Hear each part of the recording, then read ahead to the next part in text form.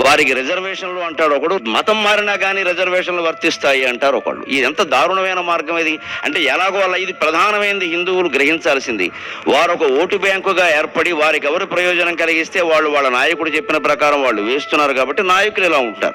నాయకులకి ప్రత్యేకంగా మతాలు ఉండవు, పదవి ఒక్కటే వాళ్ళ మతం, వేరే మతం అనేది వాళ్ళకి అక్కర్లేదు. అందుకే అన్ని గుళ్ళల్లోకి పెడతారు, అన్ని మసీదుల్లోకి పెడతారు, అన్ని చర్చిల్లోకి పెడతారు. ఇంటికి వెళ్ళిన తర్వాత గదిలోకి పెడతారు, ఇంకెక్కడికి వెళ్ళరు. వాళ్ళకి ఏం అక్కల, వాళ్ళకి ఓట్లు కావాలి. అందుకని వాళ్ళని మనం ముందు వశం చేసుకుంటే తప్ప ఇది సాధ్యమయ్యే వ్యవహారం కాదు.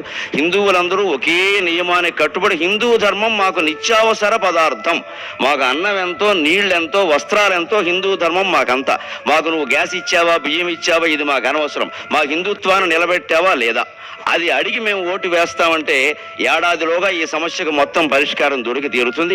ఇక అక్బరుద్దీన్ కాదు కదా, అల్లా కూడా మాట్లాడలేడు, ఇంకా అనుమానమే లేదు. ఇక్కడ మాట్లాడకుండా బతుకుతారు. వారి దేశాల్లో, పాకిస్తాన్లో హిందువులు ఎలా బతుకుతున్నారు, బంగ్లాదేశ్లో హిందువులు ఎలా బతుకుతున్నారు, లండన్లో హిందువులు ఎలా బతుకుతున్నారు, అమెరికాలో హిందువులు ఎలా బతుకుతున్నారు, అలాగే బతుకుతారు. అభ్యంతరం ఏంటంటే ప్రతి దేశానికి ఓ ప్రధాన మతం ఉంది కదా.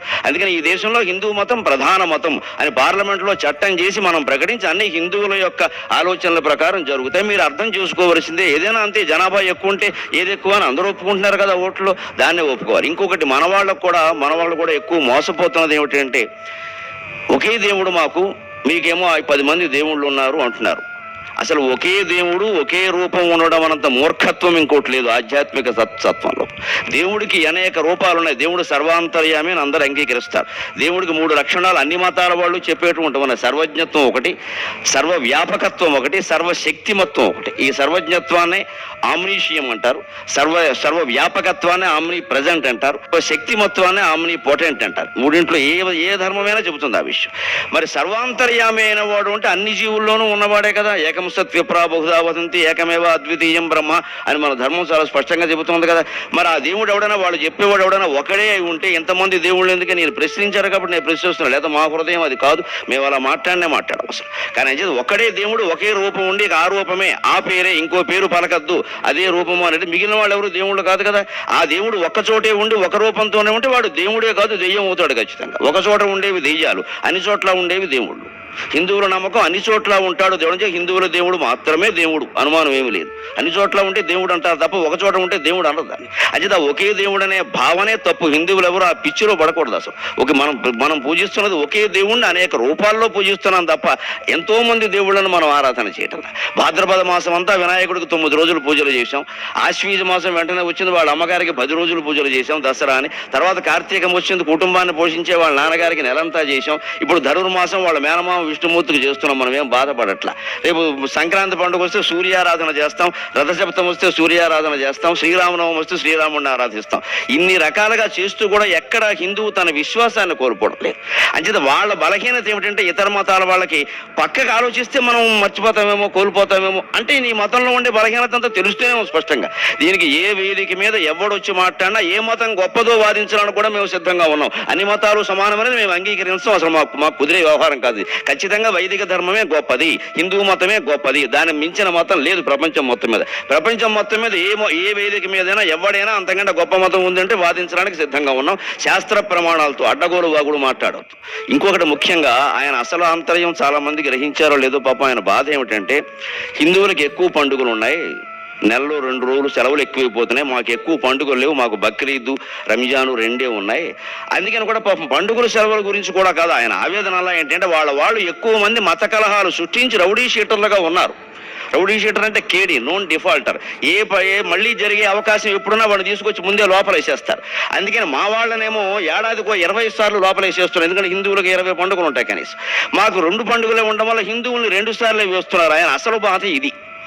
అంటే వాళ్ళు రౌడీ షీటర్లు ఎక్కువ అని ఆయన అంగీకరించేసాడు. అనుమానం ఏముంది? ఇంకా తీవ్రవాదులు మాకు మిత్రులు అన్నారు, పాకిస్తాన్ వాళ్ళు మాకు మిత్రులు అన్నారు, కసబ్ను ఉరి తీసినందుకు మేము సానుభూతి చూపిస్తున్నామన్నారు. అంత తెలిపోయింది కదా. ఇంకా దానిపోటీ అందరినీ ఉరి తీయాలంటారు. ఇంకా దీన్ని బట్టి స్పష్టంగా ఆంతర్యం వీళ్ళు తీవ్రవాదులను వీళ్ళే ప్రచారం చేస్తున్నారు, వీళ్ళే తీసుకొస్తున్నారు, వీళ్ళే సాయం చేస్తున్నారు. అందులో అనుమానం ఏముంది? అందులో ఆయన ఒప్పుకున్నాడు కదా ఆ విషయాన్ని. అందుకని మనం వేరే ఖండించాల్సిన పనే లేదు, ఆయనే ఖండించుకుంటున్నాడు ఆయన మాటల్ని. అందుకని రౌడీ షీటర్లు ఎక్కువగా ఉన్నారు, మా వాళ్ళు పోలీస్ స్టేషన్లకి వెళ్ళి ఇబ్బంది పడుతున్నారు. కాబట్టి మా రౌడీ షీటర్లు తగ్గడం కోసం మీరు పండుగలు మానేయండి. అని సరిపోతుంది. మేము పండుగలు మానేసిన తదినేలనే పెట్టుకుంటాం, మరి దానికి గొడవలు అయిపోతాయి. మాకు శుభం అశుభం రెండు ఒకటే, కుడి ఎడమ రెండు చూడగలిగిన వాడే హిందూ. అపరకర్మకి శుభకర్మకి పెద్ద తేడా ఏం లేదు, యజ్ఞోపవేతం అటు ఇటు తిప్పడం తప్పితే.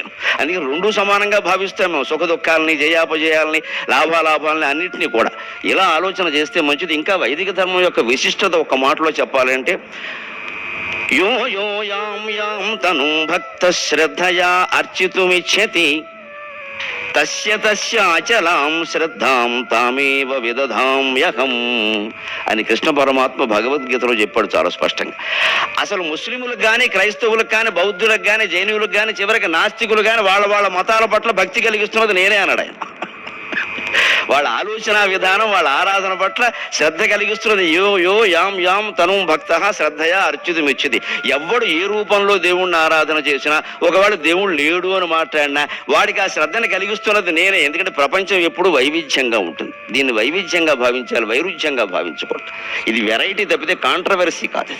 అందుకని ఆ వైవిధ్యాన్ని నేను గౌరవించి ప్రేమించి వాళ్ళ దేశాల్లో ఆయా దేవుళ్ళ పట్ల భక్తి నేను కలిగిస్తున్నాను. మేము స్పష్టంగా చాలా బాగా నమ్ముతాం హిందువులం, ఇక్కడ రాముడు అవతరించినట్టే అక్కడ క్రీస్తు అవతరించాడు, ఇంకో చోట ప్రభక్త అవతరించాడు. మేము స్పష్టంగా నమ్ముతాం ఆ విషయాన్ని. బుద్ధుడు అలాగే అవతరించాడు. మాకేమీ ఇందులో ఇబ్బంది ఏమీ లేదు ఆ విషయం. వారెవరు దేవుళ్ళు కాదని మేము అనడం లేదు. కానీ వాడొక్కడే దేవుడు, వీళ్ళెవరో కాదు అంటే మాత్రం ఉరికిన వ్యవహారం లేదు. చిట్ట చివరిగా ఒక్క మాట, సగనముహ ఇందవ ప్రకృతి, సగనముహ ఇందవ ప్రకృతి శౌర్యము చాలియు శౌర్యము కల్గియు అల్పబుద్ధులను సగనముగా భరించితిమి. సగనముహ ఇందవ ప్రకృతి శౌర్యము కల్గియు అల్పబుద్ధులను సగనముగా భరించితిమి. అల్పబుద్ధులను సగనముగా భరించితిమి. సర్వమెరింగిన వరమౌట. హిందువు అనేవాడు సర్వజ్ఞుడు. ఒక్క భగవంతుడి గురించి తెలిస్తే ఇంకేం తెలుసుకోవలసిన అవసరం లేదని మేము భావిస్తాం. మాకు భగవంతుడి గురించి ఎప్పుడైతే అర్థమైందో ప్రపంచం అంతా అర్థమైనట్టే.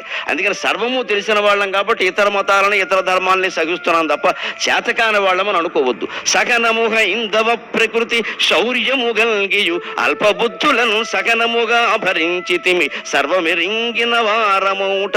మా సగనము చేతకానిదని శత్రువులు చెలరేగిరేని. మా సగనము చేతకానిదని శత్రువులు చెలరేగిరేని. మాకు హననం ఒక్కటే పదము. సహనాన్ని హననంగా మార్చొద్దు దయచేసి. చాలా విపరీతార్థాలు వస్తాయి. అయినా పద్యంలో ప్రాసలో పెట్టి ప్రయోగించే హననం అని. ప్రాసలో పెడితే ఇంక తీయడం వీలు కాదు దాన్ని. ప్రాస అంటే బల్యం అని కూడా అర్థం ఉంది. ఈ పద్యంలో వేరే చోట పెడితే మార్చేయచ్చు, ప్రాసలో పెడితే కోసం ఇంక బిగిసినట్టే లెక్క. మాకు హననం ఒక్కటే పదము గోవులు బెబ్బులులైననేమగున్.